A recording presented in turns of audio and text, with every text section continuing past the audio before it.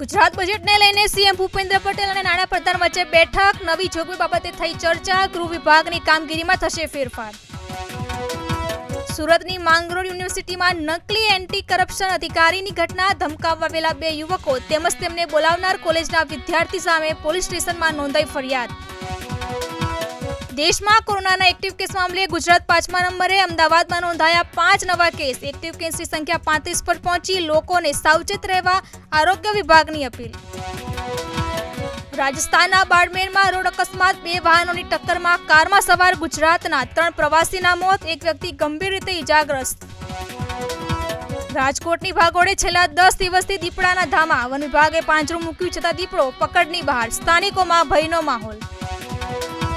ભગવાન ઈસુના જન્મદિવસ નાતાલ પર્વની રાજ્યમાં ઠેર ઠેર ઉજવણી. દમણમાં પોર્ટુગીઝોએ બનાવેલ 400 વર્ષ જૂના ચર્ચમાં ક્રિસમસ પર્વની ઉજવણી કરાઈ. એકબીજાને મેરી ક્રિસમસ અને નવા વર્ષની પાઠવી શુભકામના.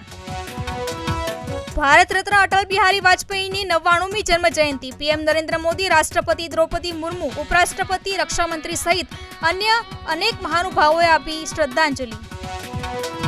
ટીએમસીના કલ્યાણ બેનર્જી ઉપરાષ્ટ્રપતિની ફરી કરી મિમિક્રી. કહ્યું, આ એક મારી કળા છે અને જો જરૂર પડશે તો હું 1 વખત નહીં પરંતુ 1000 વખત આવી રીતે મિમિક્રી કરીશ. ઇન્ડિયા ગઠબંધન પર નીતિશ કુમારનું નિવેદન. કહ્યું, તેઓ ગઠબંધનથી નારાજ નથી. જેડીયુમાં ભંગાણની અટકળોને ગણાવી અફવા. ભારતીય મુસાફરો સાથે ફ્રાન્સમાં ફસાયેલ પ્લેન આજે પહોંચશે મુંબઈ. માનવ તસ્કરીની આશંકાથી ફ્રાન્સમાં અટકાવવામાં આવ્યું હતું વિમાન. અમદાવાદની ગુજરાત યુનિવર્સિટી ખાતે 2 દિવસીય ગુજરાત લિટરેચર ફેસ્ટિવલ. મુખ્યમંત્રી ભૂપેન્દ્ર પટેલે કર્યું ઉદ્ઘાટન. કહ્યું, ભાષા સાહિત્યનો વારસો સમૃદ્ધ બનાવવા ગુજરાત સરકાર કટિબદ્ધ. રાજકોટના દિવ્યાંગ યુવાન રામ બાંભાએ ગુજરાતનું નામ કર્યું રોશન. પેરિસમાં યોજાનાર પેરાલિમ્પિક ગેમ્સમાં પ્રી ક્વોલિફાય થનાર પ્રથમ ગુજરાતી બન્યો.